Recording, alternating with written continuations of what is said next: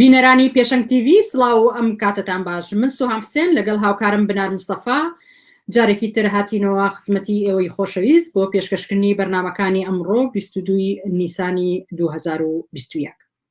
سەردێڕی بەرنامەکان. فڕۆکەخانەی هەولێر دەدرێتە بەر موشک و نێچیرەوان بەرزانیش نامەیەک ئاراستی ئەنجومەنی ئاسایشی نەتەوەی گرتوەکان دەکات. شەپۆلێکی تری ژنکوشتن یەخەی کۆمەڵگەی کوردستان دەگرێتەوە. لە پێشوازی یەکی ئەیاردا کۆمیتەی مەراسم پێک هات.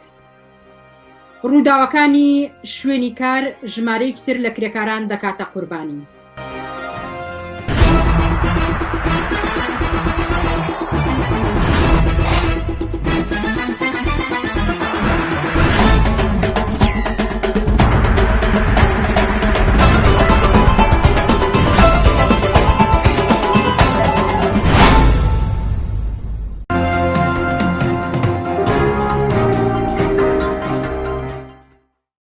بینەرانی ئازیزی پێشەنگ TV لەلایەن منیشەوە سڵاو هەروەکو هاوکارم ئاماژەی پێدا لە یەکەم بڕگەی بەرنامەکانی ئەمڕۆماندا تاوتوێ ڕووداوەکانی هەفتەی ڕابردوو موشکبارانی فڕۆکەخانەی هەولێر و هەروەها ئەو نامەی دووشەمەی ئەم هەفتەیە نێچیروان بارزانی ئاراستەی ئاسایشی نەتەوەی گرتوەکانی کرد. بۆ تاوتوێکردنی ئەم بابەتە تاهیر حەسەنمان لەگەڵدایە. تاهیر حەسەن ئەم کاتت باش ئەگەر لەو پرسیارەوە دەست پێ بکەم کە بۆچی فڕۆکەخانەی هەولێر موشکبارانەکرێت و لەلایەن کێوە ئەکرێت چەندە پەیوەندی بەم ناکۆکیە سیاسیانی نێوان لایەنەکانی عێراق و یاخود منولانەی نێوان تورکیا و ئێرانەوە هەیە لە ڕوانگەی ئێوە؟ بە بڕای من ئەمە یەکەم جار نییە و تاوەکو ئێستاش جاری کەش موشکباران کراوە. هەدەفیش لەم موشکبارانە زۆرتر گەیاندنی مەسیجێکە، چونکە مەسیجەکە هەم بە قسە وتراوە بە سەرانی بزوتەوەی کوردایەتیەوە بە تایبەت بە پارتی کە دەسەڵاتداری ئەو ناوچەیە کە هەوڵ بن لە کەمپی ئەمریکا بیبڕن. جمهوری ئیسلامی چەندین جاروەتی پێی بە پارتی وتووە کە لە کاتی هێرشی داعشا ئێمە فریاتان کەوتین، بۆیە ئومێد لە ئەمریکا ببڕن، ئەگەر شتێکتان بوێ ئێمە توانین فریاتان کەوین. بە هەموو شێوەیەک هەوڵەدەن کە پارتی لە کەمپی ئەمریکا و کەمپی غەرب ببڕن و زۆرتر بهێنە نێو کەمپی جمهوری ئیسلامیەوە. ئەمان بە قسە پێوتن و ئەم موشکبارانەش مەسیجێکی ترە هەر هەمان ناوەڕۆکی هەیە. بەشێکی کە ئەم مەسیجە بۆ ئەمریکایە، بۆی کە سەفارەتی خۆی لە بەغداد لا بردو لە ناوچەی سەوز لا بردو هێناوێتی هەولێر لێوێ بە ئەمریکا بڵێ کە دانانی سەفارەتی تۆ لە هەولێریشان نیشانەیەوە نییە کە ئەمنیەت و ئاسایش و سەلامەتی گیانتان پارێزراوە، بەڵکو لێرەش لە ژێر مەترسیدایە. و ئەو کەسانی کە موشکبارانانەش دەکەن هەمووی ئاشکران و ناوی خۆشیان ئەڵێن و ژڕێن مەسئولیەتەکەشی هەڵەگرن و سەر بە جمهوری ئیسلامی. بەهەرحاڵ کوردستان و عێراق ئەگەر لێرەدا لێت ببڕم ئەگەر چی هەندێک جار ئەوانە ناوی خۆیان ئاشکرا کردووە و بەرپرسیارەتیان گرتوۆتە ئەستۆ کە خۆیانن ئەو موشکبارانەی هەولێریان فڕۆکەخانەی هەولێریان کردووە. بەڵام جاری پێشوو مەسئول بەرزانی سەرۆکی حکوومەتی هەرێم ئاماژەی بەمە نەیات، ئەو کەسانێکی تریان هێنایە سەر تەلەڤیزۆن و کە گوایە کەسانێکی سەربەخۆ هاتوون ئەم کاریان کردووە. ئەمەیان چی دیاردەکەم؟ ئەمە قسەیەکی پوچە، ئەمە قسەیەکی پوچە. کەسانێک ناتوانن لە نزیک زۆر نزیک لە فڕۆکەخانەی هەولێرەوە چەک و موشک بەرن و لێوە بینێن بە شوێنەوە. شتیوان نییە. ئەوانە دیارن هەموو تەیارەتی جۆراوجۆری ناو حەشدی شەعبی. بەهەرحاڵ ویستمەوە بڵێم کە عێراق بە بۆنەیەوەی کە دەوڵەتێکی تیا سابت نییە، لەنێو قەیرانێکی گەورە بەرەوڕووە، لەنێو قەیرانێکی ئابووری سیاسی حکوومەتی بەرەوڕووە، هێزە ئەمنیەکان هیچ جۆرە دەسەڵاتێکیان بەسەر سنوورەکان و بەسەر لێشاوێکی گەورە لە میلیشیای جۆراوجۆری چەکداری سەر بە وڵاتانی ناوچەکە هەیە. بۆتە مەیدانێک بۆ یاریکردنی چەندین هێزی جۆراوجۆر لەوانە جمهوری ئیسلامی، لەوانە دەوڵەتی تورکیا، هەموو ڕۆژە حدودەکان تۆپبارانەکرێن بە قوڵایی هێرشی سەربازی هێنرێتە نێو کوردستان و بۆ منتیقەی شنگان لەلایەن دەوڵەتی تورکیا. لەم لاوە جمهوری ئیسلامی لە نێو هەموو ڕێگ و کایەکانی ژیانی سیاسی عێراقا نەخش و هینی هەیە. بۆیە ئەمانە هەموو نیشانەیەوەن کە ئەم دەوڵەتانە بۆ جێگا دەست قایمکردنی خۆیان و بۆ لە ئایندەی سیاسی عێراق بتوانن جێگە دەستیان هەبێ و قازانج و بەرژەوەندەکانی خۆیان لە ڕێگەی ئەحزابی سیاسی کە لە عێراق و لە کوردستان بپارێزن. ئەمەیە چێشم و کێشەکە ئەمەیە بۆیە ڕۆژێ موشکبارانێکی ڕۆژێ هەڕەشاکێ ڕۆژێ دەوڵەتی تورکیە ڕۆژێ تاری فڕۆکەی بێفڕۆکەوان بردومانەکە ڕۆژێ حەزی شعبی پەلامانی کەرکووگەیە هەموو ئەم قەیران و چێشمە کێشەیە کە سەرنجام خەڵکی و ئەمنیەت و سەلامەتی ژیانی خەڵکە بێت تایە بێتە قوربانی. دووشەمەی ئەم هەفتەیە نێچیربان بارزانی سەرۆکی هەرێمی کوردستان نامەیەکی ئاراستەی ئاسایشی نەتەوە یەکگرتوەکان کرد و کۆمەڵێ داوای خستۆتە ڕوو. دواتر من لەسەر ناوەڕۆکی داواکانی پرسیارم بۆت ئەبێت، بەڵام ناردنی ئەم نامەیە لە ئێستاە و ئاوات و چاوەڕوانی لە ئاسایشی نەتەوە یەکگرتوەکان بە بۆچوونی ئێوە چی ئەگەێنێت؟ ئەگەر تۆ تەماشای ئەم 15 ساڵی ڕابردووە بکەی ئەوەی کە نەخشی لە کەمترین شتا و لە کەمترین سەردێڕی هەواڵەکانی دنیا نەبووە مەجلیسی ئەمن و نەتەوە یەکگرتوەکان. لای چۆن تۆ دوای کۆتایی هاتنی جەنگی جیهانی دووهەم و سەرکەوتنی هێزەکانی ئەمریکا و غەرب و رووسیا و فەڕەنسا و بەریتانیا و تەقسیمکردنەوەی جاریشی کەی دنیا سەرنجام لە نێو مەجلیسێکی ئەمنیان دروست کرد و ئەو تەوازنی هێزەی نێوان ئەو قودرەت و قوتبانەی دنیا کە ئەو کات لە دنیای دوو قوتبیە ناسرا هاوسەنگێکی هێزە لەو مەجلیسی ئەمنا دروست کرا و سەرنجام نەتەوە یەکگرتوەکانیشیاندانە بۆ بەڕێوەبردننی کاروباری ئیداری و قانونی ئەمە. لە دوای شکستی جەنگی ساردەوە کە دنیا ئەو قوتببەندیەی دنیای پێشوو لێک ترازاوە، ئیتر ئەوەی کە ناوی مەجلیسی ئەمن و ناوی نەتەوە یەکگرتوەکانە کەمترین دەخالەت و ئەرزشی لە چێشمەکێش و ململانی سیاسی نییە، لەبەروی کە دنیا هێشتا لە نێو ئاڵۆزبەندی قوتبی تازە دروزە بێ قوتببەندی و جۆرا و جۆرا و مەناتقی نفوز و تەوزیعکردنەوەی سەر لەنوێی دنیا و ئەو کارە ساتانەی کە لە ڕۆژڵاتی ناوەڕاستە ڕوەدان هەمووی بۆ چێشمەکێش و ململانەی زلهێزی دنیاە لە ڕێگەی ئەحزابی مەحەلی و لۆکاڵیەوە بە خاتری نفوزی خۆیان قدرەتی خۆیان وەسەر لەنوێ پێناسەکردنەوەی دنیا. دەوڵەتی سووریا یەکێ لە ئەندامانی هەمیشەی مەجلیسی ئەمن بوو، بۆیە بەڵامەوەتە چەندین ساڵە لە وڵاتەیە شەڕە هەموو شیرازەی کۆمەڵایەتی سیاسی حکوومەتی ئابووری وڵاتە لەبەرێکە ڕۆژاوە نەتەوە یەکگرتوەکان و مەجلیسی ئەمن هیچ کارێکی لەدەست نهاتووە. سەری تورکی یەمەن کە بە ئاشکرا لە شیرکێشی سەربازی دەوڵەتی سعودیە ئیمارات وێرانکردنی وڵاتە نەتەوە یەکگرتوەکان شتێکی لەدەست نهاتووە. سەیری عێراق کە، سەیری فەڵەستین کە. سەرنجام بەمێ بڵێم نەتەوە یەکگرتوەکان خۆی محلی لە ئێعرامی سیاسی ئێستا لە دنیادا نییە تا تۆ نامی بۆ بنێری. تازانجا نامەش لە ڕێگەی چیەوە؟ نامە لە ڕێگەی کەسێکەوە کە خۆشیانەڵێن ئەڵێن نەمانتوانی ڕاستە و خۆ مخاتەبەی مەجلیسی ئەمن بکەین لەبەرەوەی ئێمە دەوڵەت نین. تازە نامە لە ڕێگەی کەسێکەوە کە ناوی نێچیربان بارزانیە لە نێو هەتا کوردستانەکەی خۆیان نیوەی قەرارەکانی و قسەکانی ئەو بە توورێکی قوڕاوی وەرناگرن. بۆیە تەنیا نمایشێکی خۆزن هێز خۆ تەرەحکردنە باسی مادەی 140 و نازانم چی لەم بابەتێ فقط کەمپینێکی تەبلیغاتی بێناوەڕۆک بۆ زلکردنی بۆ پێڵن خۆراکی تەبلیغاتی تەلەڤیزۆنی ڕووداوە هیچ بنەما و ناوەڕۆکێکی نییە و لە دنیای واقعا هیچ کارەگەریی نابێت. ئەگەرچی ئەو خۆتان زۆر بەڕوونی ئاماژەتان بەوەدا کە کاریگەری نابێت و بەهایەکی نابێت ئەو نامەیە، بەڵام ئەگەر ئاماژەیەک بە ناوەڕۆکی خودی نامەکە بکەم کە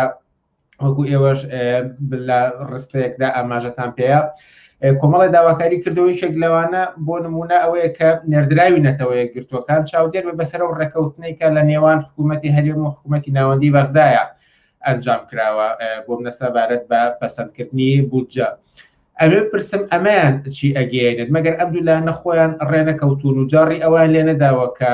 ڕێکەوتن ئەنجام درراوە و خۆشی دەگەڕێتەوە بۆ ئەم کۆمەڵگایانە، ئیتر چی چاوەڕوانی یەکیان چی ئومێدێک بەوە هەیە کە چاودێری نەتەوە یەکگرتووەکان تەماشای ئەم ڕێکەوتنە بکات؟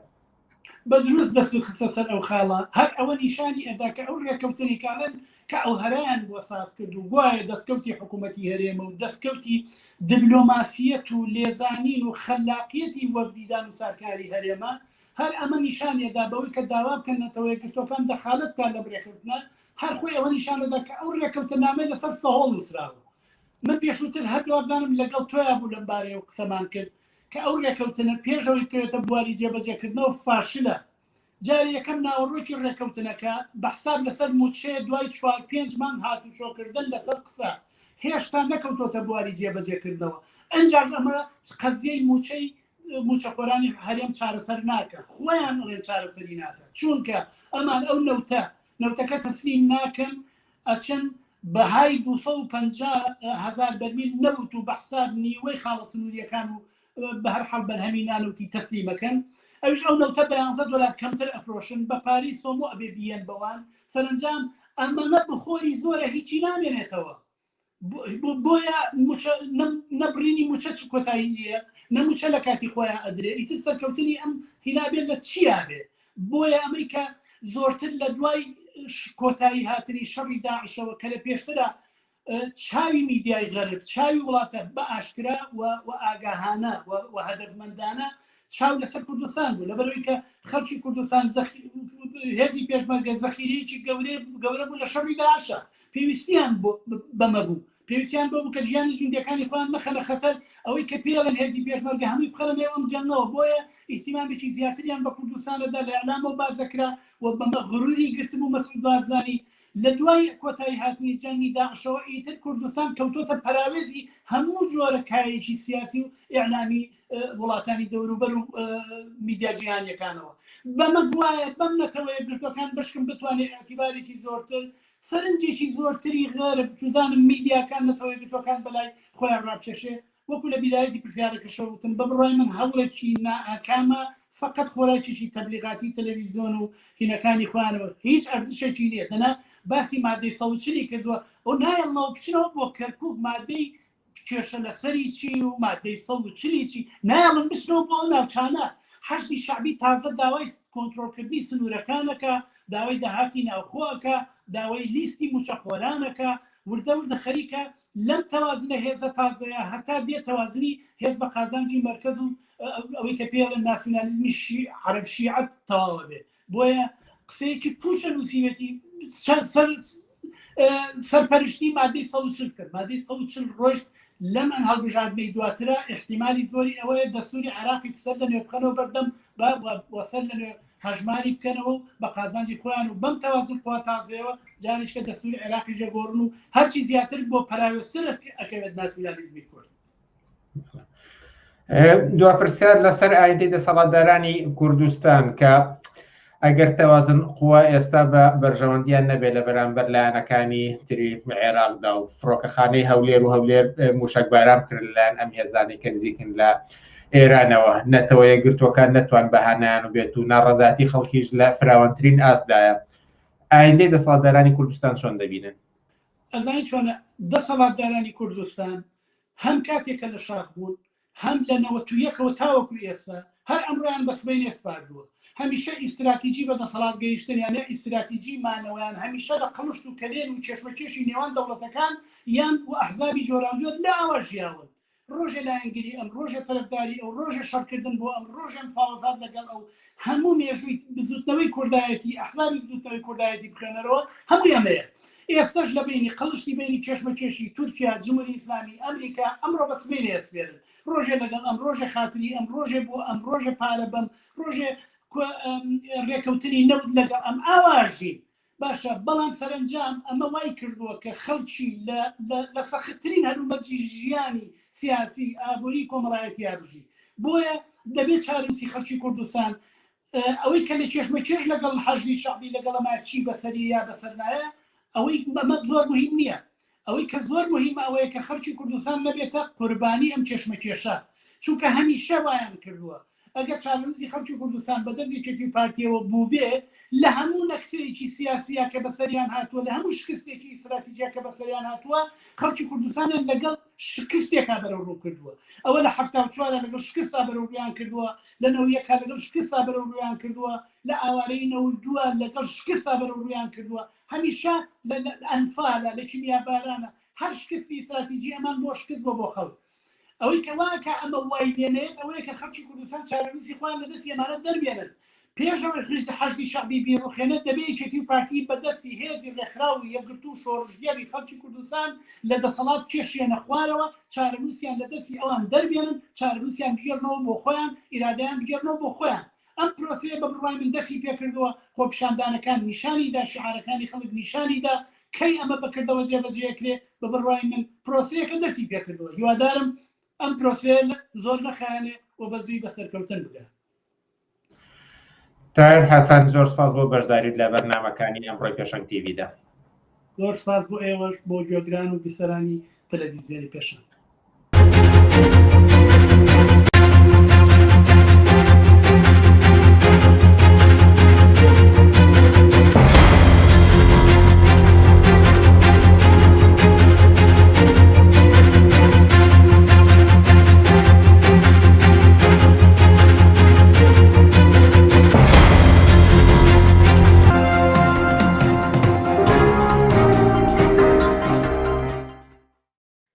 بینەرانی ئازیزی پێشەنگ تیڤی سڵاو. بەداخەوە هەواڵەکانی چەند هەفتەی ڕابردوو شایەتی لەسەر شەپۆلێکی تری ژن کوشتنەدەن لە شارەکانی کوردستان کە ئەم ماوانە کارەساتەکانی کوشتنی ژنان بەدەستی باوک و برا و مێرد و هەموو ئەوانە یان ناچارکردنی ژنان بە خۆ هەڵواسین و خۆکوژی لە شار و شارچەکانی کوردستانە بیستین بەڕادەیە کە سەنتەرەکانی توندوتیژی لە دژی ژنان ڕایانگەیاندووە کە ئامارەکانی ئەم 4 مانگەی ساڵی 2021 ڕوو لە هەڵکشانە و ئەگەر دۆخەکەوا بڕوا ژنانی کوردستان بەڕاستی لە تراژیدایەکی تونتر لە ماوەکانی پێشووتراژین. بۆ گفتوگۆ لەم بارەیەوە ئێستا ئێمە میوانداری هەڵە فەرجمان کردووە. هاوڕێ ئاڵا ئەم کاتت باش و بەخێر هاتیت. زۆر سپاس هاوڕێ سوهەمگیان. هاوڕێ ئاڵا هۆکاری ئەم شەپۆلە لە ژنکوژی بۆچی ئەگێڕیتەوە؟ بۆچی ئەنجامدانی ئەم تاوانانە هەروە بە سادەیی دەستی بۆ ئەبرێت یان مەسەلەکە بە تەنها پیاو سالاری و سیستەم و کەلتور و یاساکانە یاخود هۆکاری تریژ لە ئارادایە؟ سەرەتا زۆر سپاس بۆ ڕێکخستنی ئەم چاوپێکەوتنە، زۆر سپاس بۆ هەموو هاوڕێیان و بۆ هەموو گوێگرانی تەلەڤیزیۆنی پێشەنگ. هەڵبەتە بەداخەوە زۆر بەداخەوە هەر ئاوا فترە مەوزوعی کوشتنی ژنان بەدەستی زاڵی پیاوسالاری دووبارە و سێبارە و چەندبارە ئەبێتەوانێ. هەڵبەتە ئەم ماوەیە یەجگار زۆر بووە و ماوەیەکی پێش ئیستاس هەر دیسانەوە وابوو ساڵی پێرار ئەوە 30 ساڵە ئەم کارنامە ڕەشەی کە لە کوردستانە ڕوودەدات بەردەوام چۆنەڵێ لە هەوڵدانان حیزبەکان حیزبە کوردیەکان دەسەڵاتی ڕەشی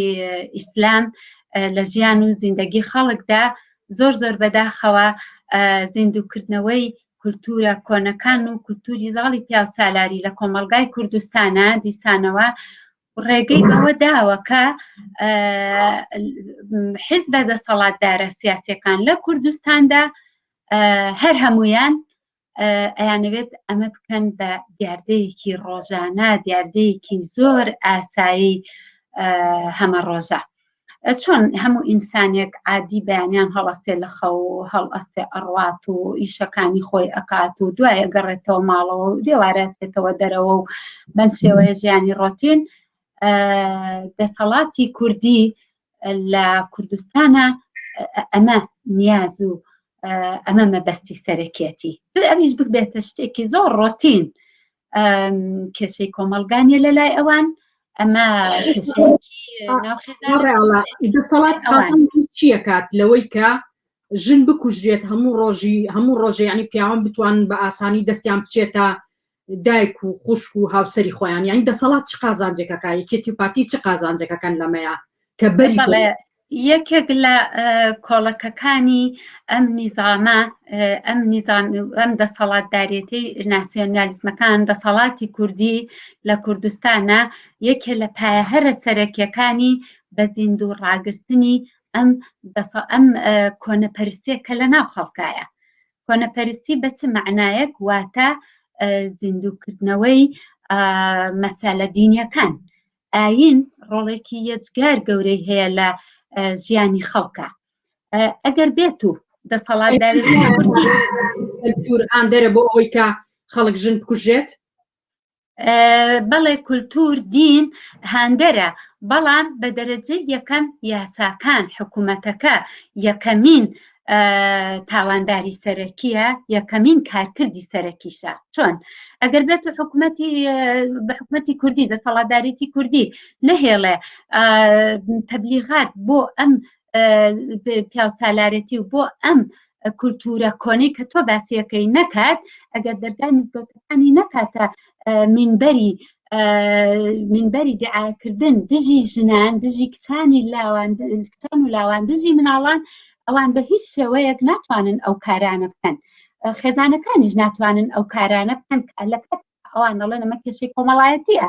کێشەی کۆمەڵایەتی لە حاڵەتێکە ئەمانە ڕاستە کێشەی کۆمەڵایەتیە بەس کێشەی کۆمەڵایەتی یعنی چی کێشەی کۆمەڵایەتی معنای ئەوەیە لە وڵاتێکا بێ لە هەر شوێنێکا بێ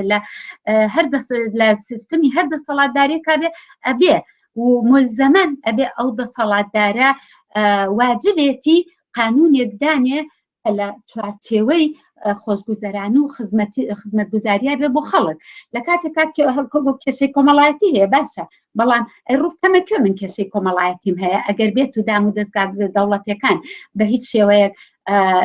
لە قازانجی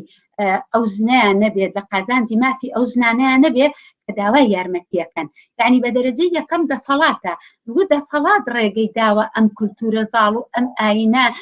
ببێ بەخوا لە ژیانی خەڵکە ئەم ئاینە و ئەم بێڕێزیە بێڕێزیکردنە و ئەم ڕووشانی کەرامەت و شەخسیەتەی خەڵک بە تەنها دینەکە نییە کێ ڕێگەی بەوەیەوە دەستی ڕەشی دینەکە زاڵ بێ بەسەر ژیانی خەڵکە دەسەڵاتی کوردیە ڕێک من ئەوە مەبەسمە کە ئێمە ڕاستەکەیەوە 30 ساڵە ئێمە ئەم شتانە ئەڵێن نا بۆ دەسەڵاتی ڕەشی ناسیۆنالیزمی کوردی نا بۆ دەسەڵاتی ڕەشی ئیسلامیەکان نا بۆ دەسەڵاتێک کە ڕێگە ئەدات بەوەی کە ژیانی ئیسلام کە یاساکانی ئیسلام لە ژیان و چارەنووسی جنانە و لە ناو خێزانەکانە زاڵ بن باشە هاوڕێ ئاڵا هەیە ئاڵێت هۆکاری ئەم شەپۆلە لە ژنکوژی بۆ سیستەمی پەروەردە و بۆ چەوتی خێزانە گەڕێتەوە یان لە بەردەستبوونی چەک ئایا ئەمە وایە یاخۆت سیستەمی پەروەردە باسەکەی تۆ سیستەمی پەروەردەش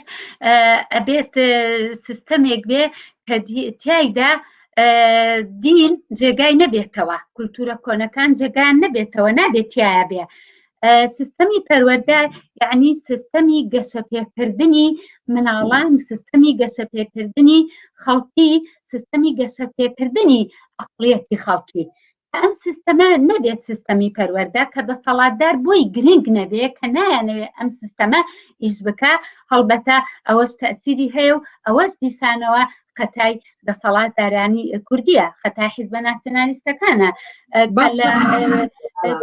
دەسەڵاتیان دروست کردووە باسی چە دەکەیت ئەم حیزبانە هەر هەمویان خۆیان بەڕاستیەکەی مافیان خۆیانن کە لەگەڵ مافیا و بازرگانانی چەکە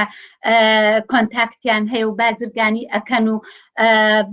بانقەکانی خۆیان بۆ خۆیان و بۆ گیرفانی خۆیان لەسەر ئەو ئەساسە پڕ کردووە بەڵام سبەی نێشکە گەنجێک سیلاحەکە بەکارەهێنێ و خۆی پێ ئەکوژێ زۆر کارێکی ئاسانە لەبەرەوەی ئەو گەنجە لە هیچ شتێک بەهرەمەند نییە وەک باسی شت کرد وەک زانیمان کوردستان وڵاتە هەر وڵاتی ژنیە شوێنێکی وێرانەیە قانون لە قازانجی ژنان نییە قانون دەستی پیاوانی ئاواڵە کردووە بۆی کە ژن بکوژن کەلتور دین کۆنەپەرستی ئەمانە هەمووی هاندەرن حیزبەکان لەولاوە داڵدەی ژن کوژانە دەن ئەمانە هەموو هاندەرن بەڵام ئەمانە کاتی ئەوێ بۆ نمونە ڕاستە بە کۆتایی هاتنی ئەم دەسەڵاتە کوردیا ئەو کاتە ژنکوژی کۆتایی دێت بەڵام هەتا ئەو کاتێکە ئەم دەسەڵاتە کۆتایی نەهاتوە خەڵک چۆن ئەتوانێ بەرگری لە خۆی بکە باشە یعنی ژنان چۆن ئەتوانمونە یعنی چەند ژنمان بیست دوای ئەوەی کە کوژرا عیلەکەی وتی بابەجان ئەمە کچەکەمان چەند جار لێ دراوە چەند جار ئیهانە کراوە چەند جار هێناوێتەوە کابرا یعنی خێزانەکان دایک و باوک بۆ وەختێک کە ئەم کچە ئەڕواتە دەرەوە لە ماڵی ئیتر ناپرسێ ئیتر وەک ئەوەی کە بەڵایەکی لە کۆمبۆتەوە پاڵپشتی نییە یعنی هەتا کوڕەکە بە کوڕی خۆی نازانێ بەنەوەیەکی تر سەیری ئەکات ڕای تۆ چییە لەم بارەوە یعنی کاتی ئەوە نییە خەڵک بیر بکاتەوە خۆی حیمایەت لە خۆی بکە هەتا ئەو کاتەی قانون و دەسەڵات ئەگۆڕێ یعنی ئەگەر ماڵێک توانی دایک و باوکی کچەکە کە کچەکەیان دابەشوو لە ماڵەکەیان نەما یعنی وەکو چۆن کچەکەیان خۆشەوێت چەند ساڵ بە خێویان کردو ئەگەر زاواکەیان بەو شێوەیە خۆش بێ وەکو کوڕی خۆیان سەیری بکەن ئاگاداریان بن عیلاقاتیان خۆش بێ بەڵام بە چاوێکی تر سەیری نەکەن و هەر ئەوەی وەکو کچەکەیان لەکۆڵ بۆتەوانێ ئەگەر ئەم کوڕە ئاواهی سیر بکەن ئەمە نابێتە هۆی محبەت و خۆشەویستیەک ئەمە نابێتە هۆی وشیاربوونەوەی خەڵک نابێتە هۆی ئەوەی کە بربەستێ دروست بکەن لەو بینەیەکە یعنی زۆر کەس لەی لەوە ئەکاکە ئەڵێ ژن کە شووی کرد کە شووی کرد بێ پشت و پەنایە بۆیە مرد ماڵی خەزور ئەتوانن دەستی بۆ برن بیکوژن بیبرن ئەمانە بێجگەلەوەی کە ژنەکە فرۆشراوە بە پێشێکی و پاشێکی ئاڵتونەکە ئێمە جارێ قسە لەسەر ئەوە ناکەین بەس جارێ قسە لەسەر ئەو پاڵپشتی ئەەکەین ئایا ئەمە پێ چۆنە ڕاچۆنە لەسەر ئەمە هەرتوو خۆت لە ماڵی خۆت دیارە فۆکسەکە زیاتر لەسەر تۆ نییە تۆ کەسێکی کۆمۆنیستی کەسێکی مەدەنیت کچەکەی خۆی بڕیار ئەمانە بەڵام بۆ کەسێک لە کۆمەڵگایەکە کچەکەی بەشوو پێدوانی ئەبێ ئاگداری بێ ئەبێ زاواکەی وەکو کچەکەی سیر بکە بڵێ پرسیارێکی لەوانەیە پرسیارێکی ڕۆژی ئەمڕۆی کۆمەلگای کوردستان بێت ئەم پرسیارە بەڵام شتێک هەیە پێی ئەوترێ ماف شتێک هەیە پێوترێ مافی تاکە کەسەکان پاراستنی مافی تاکە کەس کە ئەم مافی تاکە کەسە نەبوو کە ئینسانەکان سەرەتاییترین مافیان نەبوو لە کوردستانە ئەبێ پەنا بەرن بۆ ئەوەی کە خۆیان بپارێزن بەڵام تۆ بێنە پێش چای خۆی چۆن بپارێزێت بۆیە ئەبێت کولی کۆمەلگاکە کولی سیستەمەکە سیستەمێکی دەسەڵاتدارێتی کە لە کوردستانە ئێستا دەستی ڕەشی خستۆتە ناو یەک بەیەکی خێزانەکانەوە ئەبێ ئەم دەستە ڕەشە لا ببرێت وەک تۆ ئەڵێ ئەبێت ئەمە لە چوارچێوەی گولی کۆمەلگاکەدا چاک بکرێ ئەوە خێزانێک توانی دیفاع لە دینی خۆی بکات خێزانەکەی خۆی چۆن ئەڵێن زاواکەسی وەکو کوڕەکەی خۆی عاملکە بەڵام ئەمە چۆن ئەکرێ خۆ ئەمە شتێکی فەردی نییە یا لە ئاسمانەوانێ بۆی لە ئاسمانەوە بۆی دابەزێت ئەم پەیامە بڵێ تۆ لەگەڵ کوڕەکە لەگەڵ زاواکە تا باش بە و بۆی بۆ کچەکەت باش بێ ئەمە نییە ئەسلی مەوزوعەکە باسی قانونێک ئەەکەین یاسایەک ئەەکەین کە چۆن دیفاع لە کولی ژیانی خێزانەکە بکە بە مناڵەوە بە ژنەکەەوە بە پیاوکەوە بە ئەوەی پێوترێ ناویشی خەسوو خەزورە تۆ خۆت ئەزانی کە یاسای ئەم وڵاتانە لە ئەوروپا لەو بارەیەوە چۆنە مافی ئینسانەکان پارێزراوە لە یاسایە مافی ئینسانەکان ئەوەندە پارێزراوە کە هیچ کەس بۆی نەبێتە داخل لە ژیانی ئەو دوو کەسەیە بکە بۆ نمونە لەم وڵاتانەی سکەندنافی بە دەرەجەیەک ئیمکانی نییە ئێستا ئیمکانی نییە ئەوە ئیمکانی نییە ئێمە بەڵێ خەڵکی کوردستان تەنها بەڕێی من یەک حلیان هەیە ئەو حلەش ئەوەیە کە گەنجانی ئەو وڵاتە خەڵکی کوردستان بە ژن و بە پیاوەوە ئەبێ دەست خەنە ناو دەست لە زانکۆکان لە گەڕەکەکان لە شوێنی کار دەست خەنە ناو دەستی یەکەوە ئەو کەسەیان کە زیاترین ڕۆشنایی هەیە لەسەر بەدەستهێنانی ئەم مافانە ئەبێ ئەم پێشڕەوانە دەرکەون ئەبێ ئەم پێشڕەوانە بێن گروپ و تیمی جۆرا و جۆر دروستکەن لە شوێنەکانە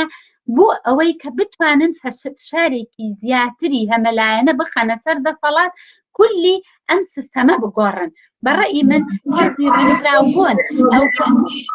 بەڵێ هەریتەوە خەڵک چاوەڕێکین هەتا خەڵک ڕێکخراو بێ و قانون بگوڵێ چاوەڕێ نییە ئەبێ مە 30 ساڵان قسانەمان کردو سوها منیش لەگەڵتان کاتی ئەوێ بەڵام تا ئەوەی کە ئێستا ئێمە خۆ ئەبێت بزانین کێشەکەمان لەکوایە تۆ باسی ڕێکخراوەکانت کرد ڕێکخراوەکانی ژنان ئەڵێ ئەو ژنە لە سەنتەری ڕێکخراوی ژنانیش بۆ بەڵام هیچی بۆ نەکراوە ئەمە گەورەترین پرسیارە لای ئێمە هەر بەڵێ تەسلیمیان کردوتەوە تەسلیمیان کردوتەوانێ هەر حیزبێک لەو حیزبانەی کوردستان بۆ خۆی هاتووە ڕێکخراوێکی ژنان ئەڵەی بە دیاری بۆ ژنانی کوردستانی دروست کردووە کە ئەم ڕێکخراوانە بەڕاستیەکەی ڕێکخراوێکن کە لە چوارچێوەی کارەکانی کۆمەلگای مەدەنی نەیانتانیوە بازێک بن بۆیە منیش لەگەڵ هەرە بێ بە بچینەوە سەر باسی ڕێکخراوبوون بەڵام مەسەلەی ڕێکخراوبوونیش باسی جیاجای لەسەرە تا ئەوڵە من سێنتەرم هەیە سنتەری ژنانم هەیە لەو لاشەوانێ حیزبێکی تۆڵە منیش سێنتەری ژنانم هەیە بۆ نەها بۆ سێنتەرەکەی منەوەی من باشترە لەو لاشەوە ئەوی کاڵێ ژن ژیانە و مەی کوژە وەرە بۆ لای گروپە پچکۆلەکەی من ئاکسیۆنی ڕێخێنەوە بچین بۆ لای دکتۆر بەرهەم و فلان و فیسار چاق سەبتین وعدمان ببەن و باشتریەکەین من ڕێکخراوانە کار بۆ ژنان ناکەن إلا ئێمە بین تعریفی ئەوە بکەین کێ ئەبێ لە پێشڕەوی ئەم ڕێکخراوانە بێ و میکانیزمی کاری ئەم ڕێکخراوانە و پرینسیبی کاریان چۆنە باشە هەوڕێئاڵا بۆچی کۆمەلگا داناچڵەکێ ئەم هەموو حەدەسە جەرگ بڕە ڕۆژانە ڕوو ئەدا لە گەڕەکەکانە بۆ کۆمەلگا داناچڵ ڕێک لەگەڵتان کۆمەلگا ڕاناچڵەکێ کۆمەلگا کاتێک ڕائەچڵەکێ ئەگەر بێت و یەکێ لەم ئەم ئەحزابانە میدیاکەی بخەنە بەردەست خەڵک لە ناو خۆیان بڕۆیتە هەر ماڵێکەوە لە کۆمەلگای کوردستان لەعنەت ئەکات لەم ژن کوشتنە بەشتێک و کارێکی زۆر ناشرین بەڵام حکوومەت نایەت بە خەڵک بۆ نایە بە خەڵک دیسانەوە بێ بگەڕێنەوە ڕخنە لە سیستەم لە دەسەڵات بۆیە هەرە بێ بچینەوانە ئەو کارە بکەین بنەبڕکردن و لە ناوبردننی كل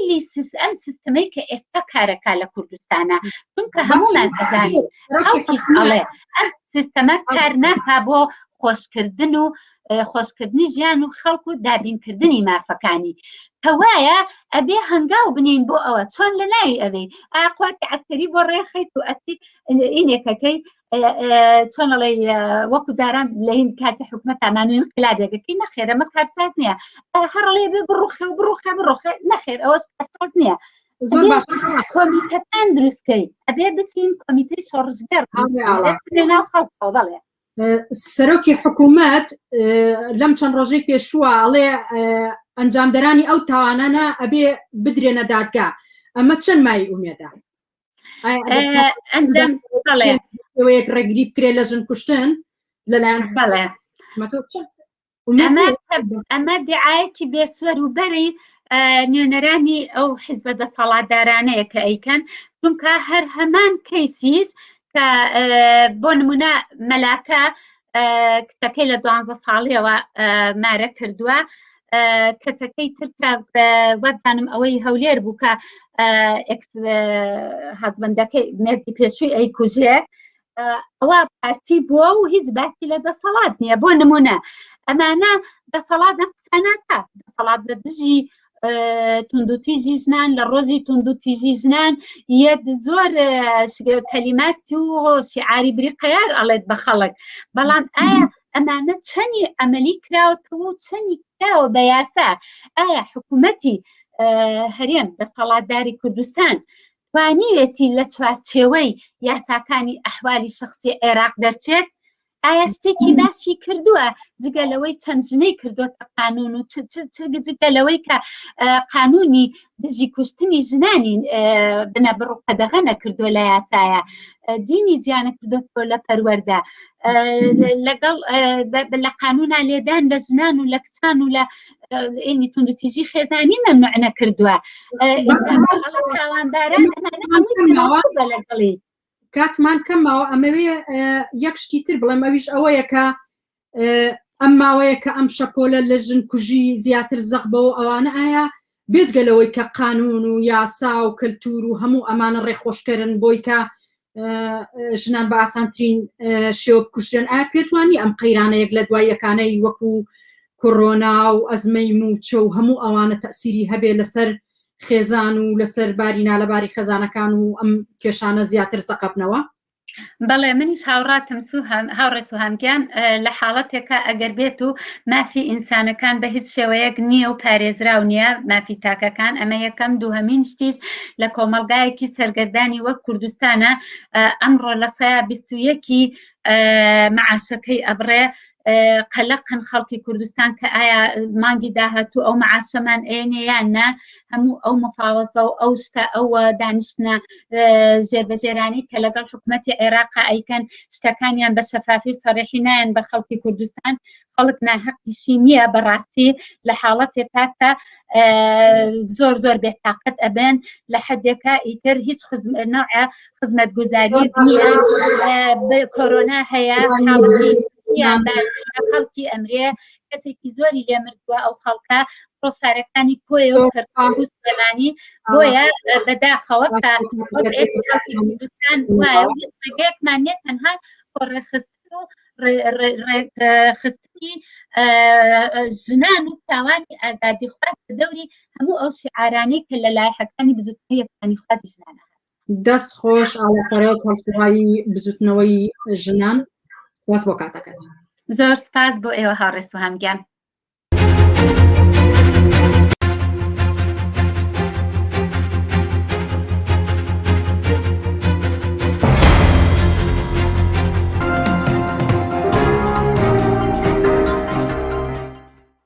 بەردەوامی لەسەر پێشکەشکردنی بەرنامەکانمان بینەرانی ئازیز و گفتوگویەکمان دەبێت لەگەڵ خسرە و سایە سەبارەت بە قوربانیانی شوێنی کار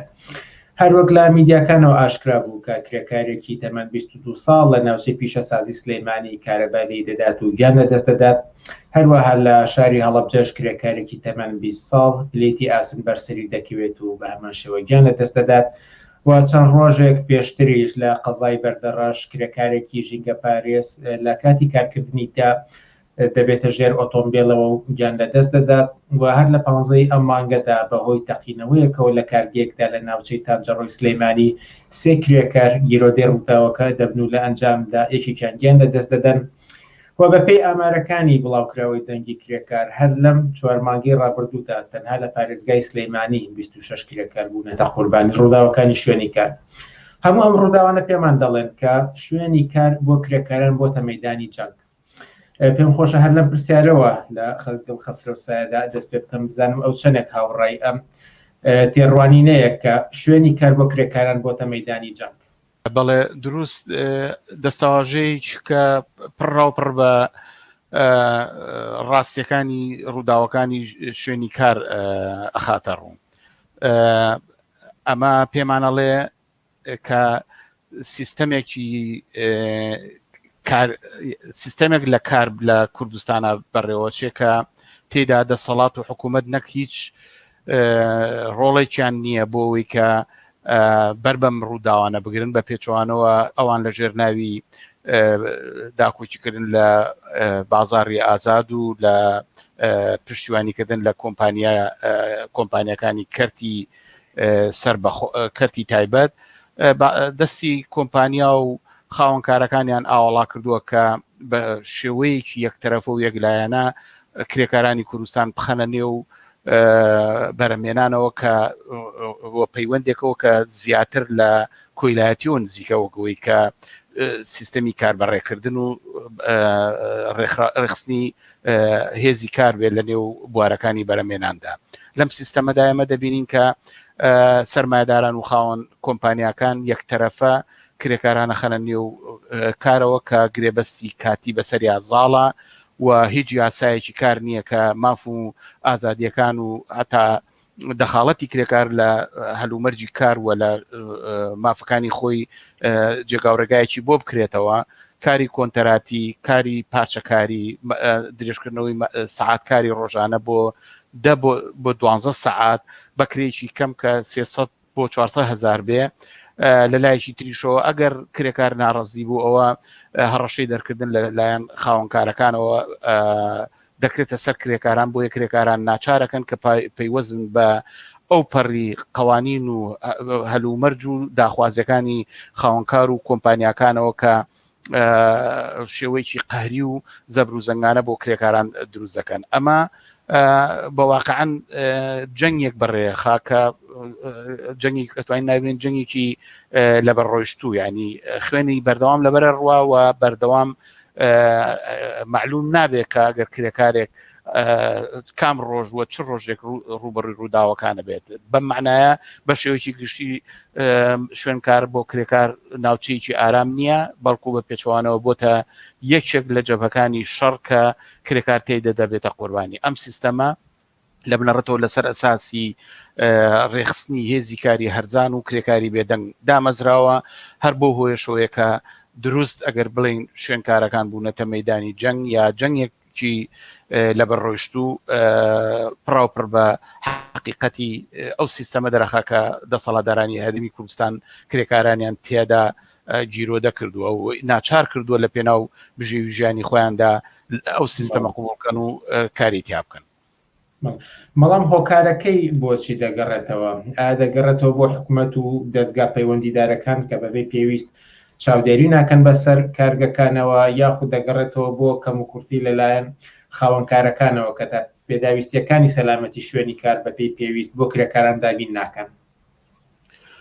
بەڵێ بە بڕای من هەموو ئەو فاکتۆرانە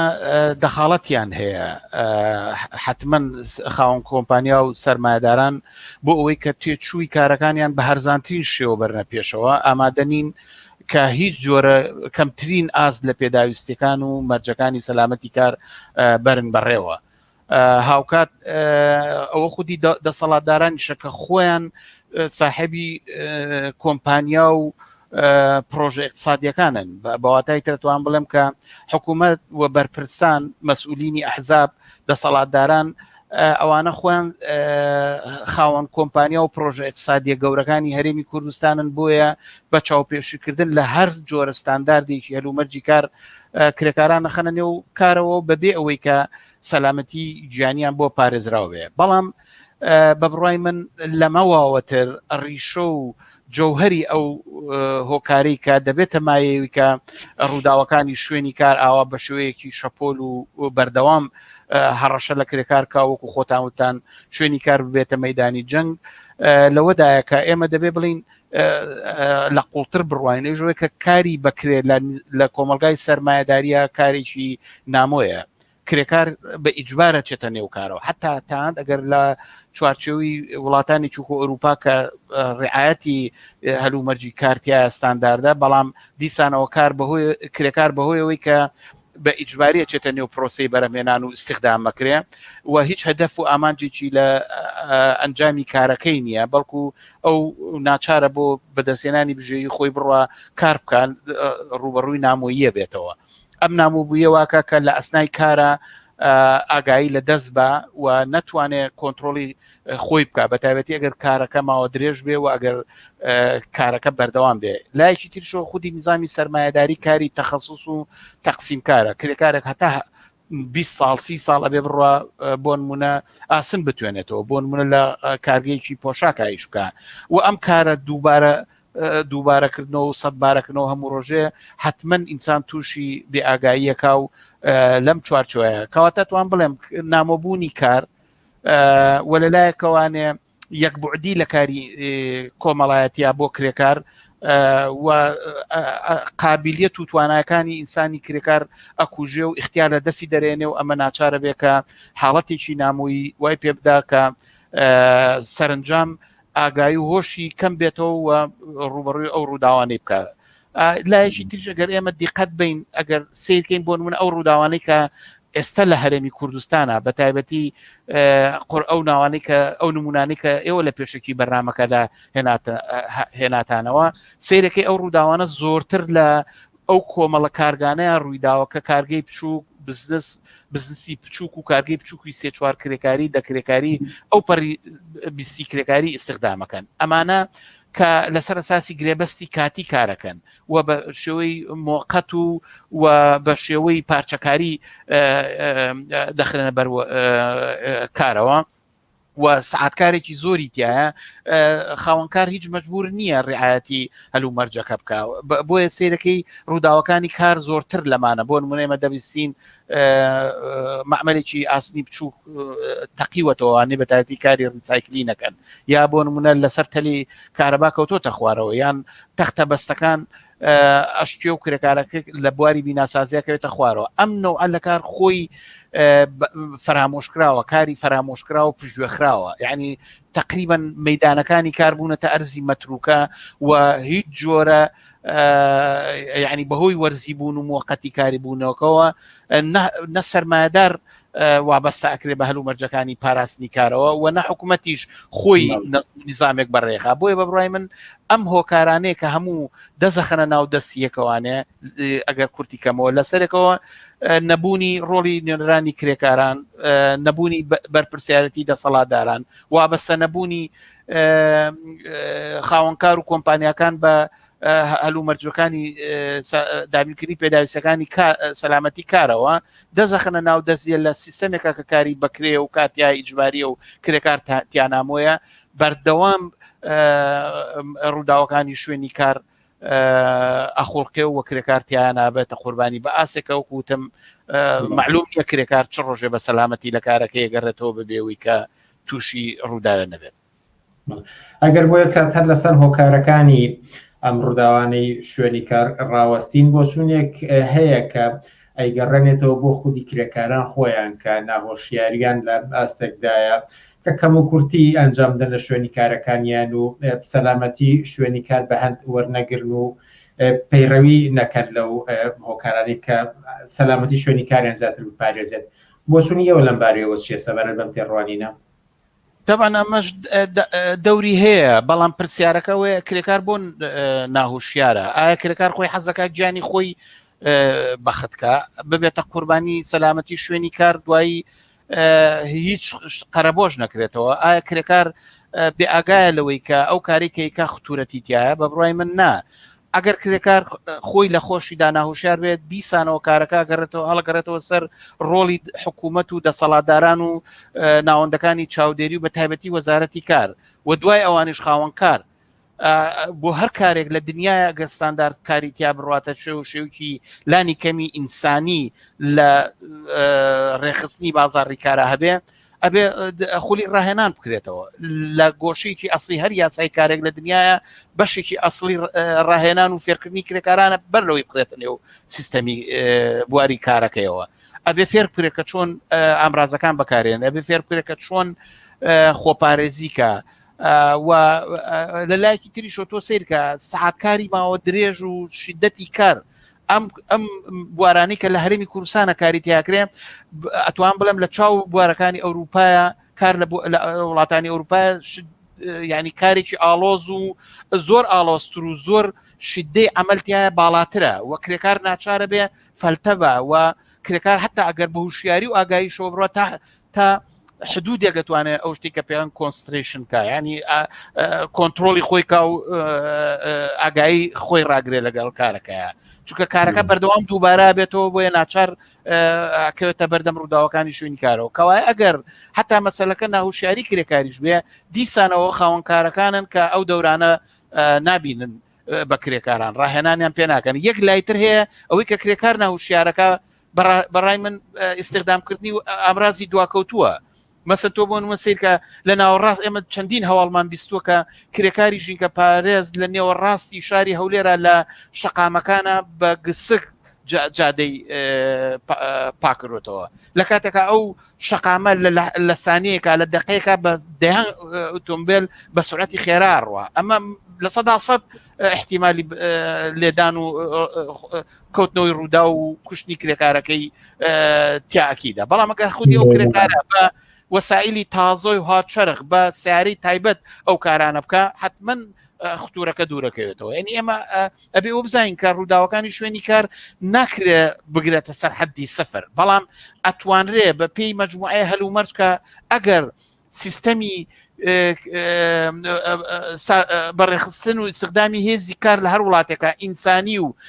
نە لە زاویەی قازانجی سەرمایە و خاوەن کۆمپانیاکانەوە ساز برێ و ڕێک برێ، بەڵکو لە زاویەی بەرژەوەندەکانی کرێکار و ئینسانەوە ساز بدرێ ئەتوانرێ بە بڕای من ڕووداوەکانی کار زۆر زۆر کەم بکرێتەوە لانی کەم ئەم دەسەواژەی کە دەڵێن مەدانی کار بۆ بە جەنگ لەم جەنگە ڕزگاری ببێ و بێتە شوێنێکە ئینسانتیایە بتوانێت کار ئەنجام با بەبێ ئەوەی کە ئەمنیەت و سەلامەتی خۆی لە دەست بە. ئەگەر خۆشتان بچی بە کورتی هاتنە سەری، بەڵام پێم خۆشە بیکەمە هەر پرسیارێکی دیاریکرا و پێویستە لە ئێستادا لە کوردستان چی بکرێت بۆ ئەوەی کە کۆتایی بێت بەم جەنگەی شوێنی کار لە بەرامبەر کرێکاراندا و سەلامەتی شوێنی کاردابین بکرێت؟ بەڵێ لە پێش هەموو شتێکەوە بەڕای من سەلامەتی سەرتاپا و هەمەلایەنە ئیلا لە کۆمەلگایەکی سوسیالیستیا بێ کە نظامی کاری بەکرێ هەڵەوەشێنێتەوە و کاری ئیجباری ئەگۆڕێ بە کاری ڕەغبە دەکا بە کارێک کە ئارەزوومەندانە بە اختیاری ئینسانەکان خۆی بکات. تۆ وەرە سێریکە ئەگە کرێکارێ بە اختیاری خۆی ئەگەر تۆ بڕووی مەلە بکەی لە دەریایەکە معلومە بە اختیاری خۆ دەڕۆی و ئەشزانی چۆن ئەو ڕێگایەگری تا بتوانین لەو ئاوایان مەلە بکەی، بەڵام هەر تۆ ئەگەر بڕووی مرواری بە ئیجباری بۆ دەرێنانی مرواری بچیتە ناو ئاوێکەوانێ هەدەفت لەوەیە کە تۆ ڕۆژێک کار سەرفکەی تا بتانی مرواری دەربێنێت و کرێ وەرگیت و ژیانی خۆتی پێدەنی حتمما دەکەویتە ژێر خطورەتی کارەکەتەوە. کەوا یەکەم شتەوەیە کە بێ کاری بەکرێ هەڵوەشێتەوە، بێ کاری ئیجباری هەڵوەشێتەوە، بێ کار بکرێتە کاری ینی هەڵبژێراوی ئینسان خۆی و بەشێ لە مەوجودیەتی ئینسان. ئەم تەخەسوسیەش نامێنێت تۆ 30 ساڵ 40 ساڵ دانیشی هەر خەریکی یەک کاربی و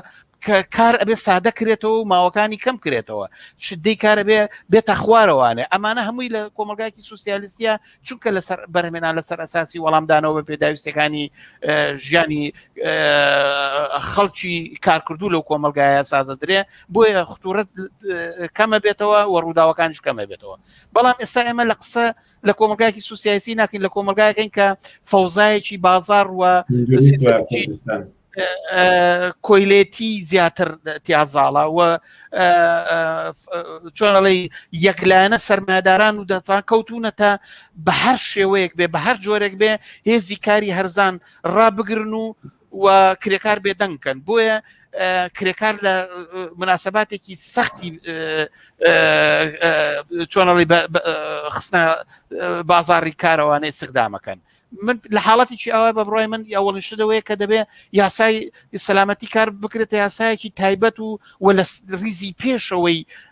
یاسای کاری هەر وڵاتێکە جێبگرێ. لایەنەکانی ئەو یاسای کارە بۆ کەمکردنەوەی ڕووداوەکانی کار ئەم شتانەیە. یەکەمیان ئەبێ سعات کار کەم کرێتەوە، بۆ نمونە ڕێگانە درێت لە هیچ کارێکە کە سەخت بێ لە 6 سعات بۆ 5 سعات زیاتر کاری تیا بکرێت، بە تایبەتی ئەوانەی کە کاری سەخت و ئاڵۆزن. دووهەم ئەبێنێنرانی کرێکار چاودێر بن لە هەر کارگەیەکە، چونکە بۆ نمونە کرێکار خۆی ئەتوانێت سەلامەتی و پاراستنی ژیانی خۆی پارێزێ. ئەگەر لە کارگەیەکە سیستەمی چاودێری بسپێرێ بە حکوومەت ئەوە دەبینین ئەویش فەرامۆشیەکە و بەرپرسیاتی نیشان نادا، خاوەنکارەوە بە هیچ شێوەیەک. کەوایە کرێکار خۆی ئەبێنێرانی کرێکاران بەر لەوەی کە هەر کرێکاری استخدام کە ئەبێ مەرجەکانی سەلامەتی کار زامن کرێ. خاڵێکی ترەوەیە کە دەبێ هەموو خاوەن کارێک بەر لەوەی کە دەست پێ بکە دەبێ کرێکارەکە بە پرۆسێکی ڕاهێنان و ئامادەیەکی تەواوی زهنی و فێرگوزاریەوە بخاتە بەرکارەوە. بەغێری ئەمە نێڵن دوای ئەوەش نابێت ڕێگا بدرێ هیچ کارگەیە کارکە ئەگەر مەرجەکانی 100% بە پێی ستانداردی جیهانی سەلامەتی کاریتیانە بێ. من پێم وایە ئەمانە ئەو مەجموعی لایەنانن کە دەبێت لە یاسایەکی سەلامەتی کارە هەبێ کە ئەتوانێت بەربگرێ بە ڕووداوەکانی کار و هەوڵ بین ئەو ڕووداوانە لانی کەم بەم حەدەی ئێستانە بێ بەم چۆنەڵی ئەم جەنگە خاوکاتەوە ئەم جەنگە کۆتایی پێبێنێ. خەسرە و سایە زۆر سپاس بۆ ئەم دەرفەتی بە ئێمەدا. زۆر سپاس بۆ ئێوەش.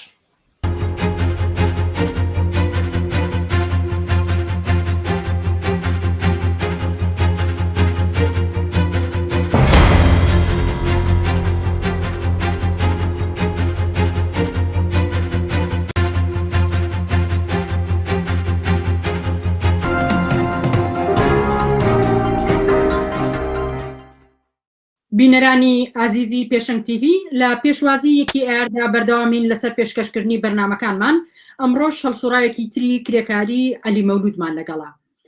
ئەم کاتت پاش هاوڕێ عەلی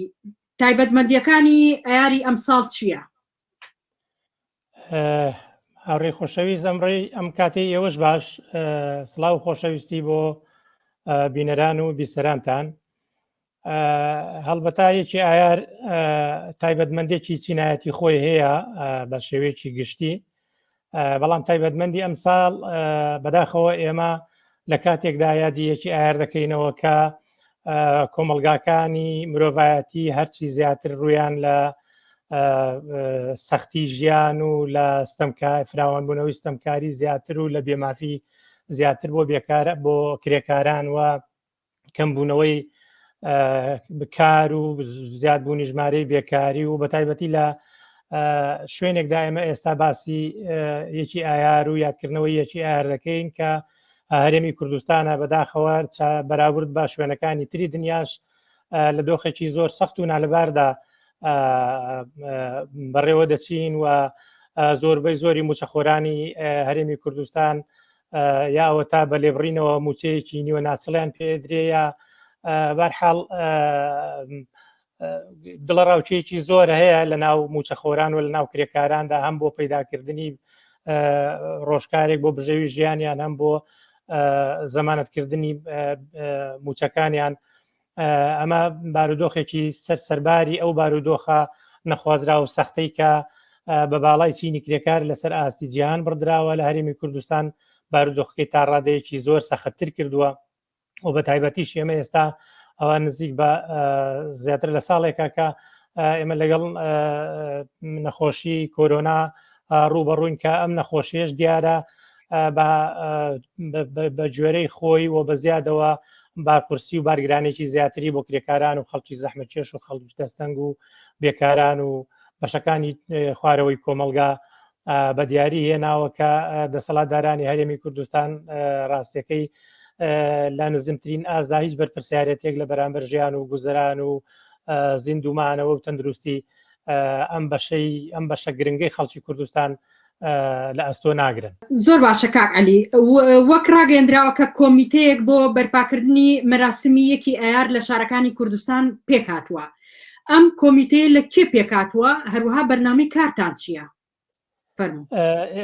ڕۆژی سێشەممە کە دەکاتە ڕێکەوتی 24 ئێمە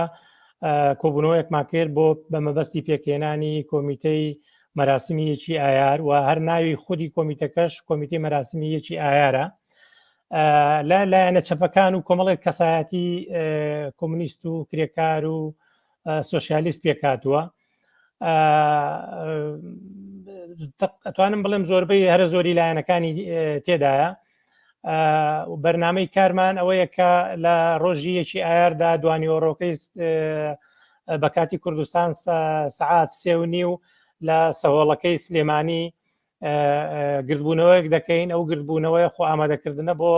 ڕێپێوانێک بە لە بەرچاوگرتنی با بڵێن هەلومەرجی تەندروستی و ڕێکارە تەندروستیەکان و ڕێکارە تا ڕادێک ئەمنیەکانیش وا بەڕێ ڕۆیشتن دەڕۆین بۆ بەردەمی باخی گشتی و لەوێ مەراسمی یەکی ئایار هیوادارین بە شێوەیەکی شکۆدار کە شایستەی ڕۆژی چینایەتی کرێکاران و ڕۆژی خەبات و تێکۆشانی ئەم چینە بێت بەڕێوەبەرین. زۆر باشە. ئێوە چ ڕێگایەک ئەگرنە بەر بۆ ئەوەی کە هەم یەکی ئایار شکۆدار ڕابگرن هەمیش خۆپارێزی بکەن لە توشبوون بە بەتای کۆرۆنا؟ بەدڵنیایەوە تا ئەو شوێنی کە لە دەسەڵاتی ئێمەدا بێت هەوڵ دەدەین ڕێکارە تەندروستیەکان لە بەرچاو بگرین، هەر لە بەکارهێنانی ماسک و دەستچێش و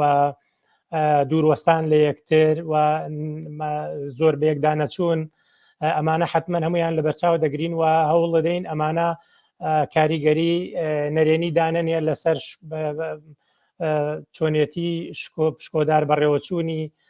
مەراسیم و ڕێپێوانی یەکی ئایار وە هەر بۆ زانیاریشتان ئەوەی کە ئێمە کارمان لەسەر کردووە و لەسەری ڕێکەوتوین بەڕێوەبردننی مەراسمە لە شاری سلێمانی. ئەگەر لە شارەکانی تر هەوڵێک و پێکەنانی کۆمیتەیەک لەو بارەیەوە هەبێ من ئاگادار نیم. باشە خواستەکانی ئایاری ئەمساڵ چی؟ بەدڵنیاییەوە خواستەکانی ئایاری ئەمساڵ زۆرتر لەسەر پێویستیەکانی ژیانی خەڵکی کوردستان چەق دەبەستێ ئەو لەسەر ئەو بەرپرسیارەتی دەسەڵاتی سیاسی چ لە بەرامبەر ژیان و گوزەرانی خەڵک و چ لە بەرامبەر دابینکردنی معیشەتی خەڵک و چ لە بەرامبەر دابینکردنی پێویستیەکانی تەندروستی خەڵک لە بەرامبەر نەخۆشیەیەکی ئێستا هاتوۆتە ئاراوە و بەدڵنیاییەوە مەسلەیەکی گشتی چارچێوەیەکی گشتی بۆ یەکی ئایریشەیە کە ڕۆژی چینایەتی کرێکارانە ڕۆژی ڕوبەڕووبوونەوەی خەباتی چینایەتیە بەرامبەر بە سیستەمی سەرمایه‌داری و خستنەوە ژێرپرسیاری خودی سیستەمی سەرمایه‌داریە کە لە بەڕێوەبردننی کۆمەلگادا لە بەڕێوەبردنێکی با بڵێن بە شێوەیەکی باش بەڕێوەبردننی کۆمەلگادا شکستی هێناوە و بە شێوەیەکی ناتەواو بەڕێوەی دەبا ئەم سیستەمە پێویستە لەم ڕۆژەدا لە هەموو کاتێک زیاتر بخرێتە ژێر پرسیارەوە کە ئەمە سیستەمێکە سەردەمی بەسەرچەوە پێویستە کۆمەلگا بیر لە جێگرەوەی ئەم سیستەمە بکاتەوە بە دڵنیاییەوە ئەم